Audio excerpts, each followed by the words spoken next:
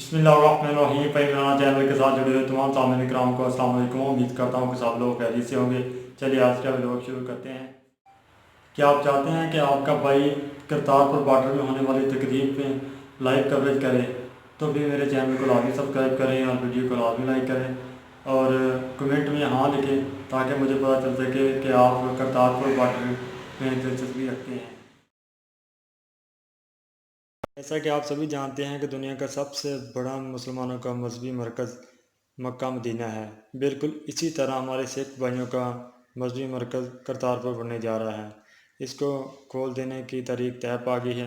चाहे कुछ भी हो जाए, गालिबन 9 नवंबर तारीख पक्की हो गई है। मोदी सरकार जितने मर्जी हीले बहाने कर ले, लेकिन ये अब मामला रुकने वाला नहीं है। ये बहुत ही हसास मामला है। मोदी सरकार भी जानती है कि अगर सिख मज़हब के जज्बात से खेलने की कोशिश की गई तो बहुत बुरा नतीजा का सामना करना पड़ सकता है।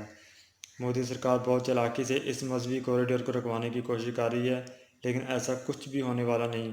पाकिस्तान के वज़ीर ख़ारजा ने जो तारीख करतारपुर बॉर्डर की दे दी है, इस पर पाकिस्तानी हुकूमत 1 इंच भी पीछे हटने वाली नहीं है।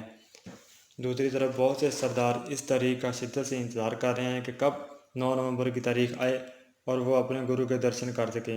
ये इनका पैदाइशी हक है और वो दुनिया की कोई ताकत इस हक से महरूम नहीं कर सकती।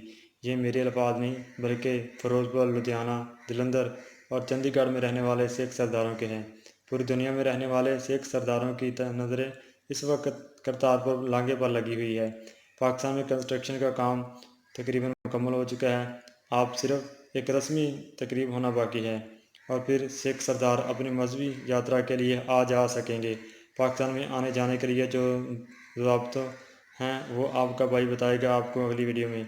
एक बार फिर मैं आपको याद करवाता चलूँ, क्या आप चाहते हैं कि करतारपुर बॉर्डर पे होने वाली तकरीब को आपका भाई लाइव कवरेज करे, तो आप जल्दी से मेरे चैनल को सब्सक्राइब करें और वीडियो को लाइक करने के साथ साथ कमेंट में हाँ लिखें, ताकि मुझे पता चल सके कि आप सभी दोस्त करतारपुर बॉर्डर खोलने पर खुश हैं, क्योंकि यह दिल का मामला है। इसके साथ ही अपने मेज़बान फ़हीम राना को दीजिए इजाज़त। खुदा हाफिज़।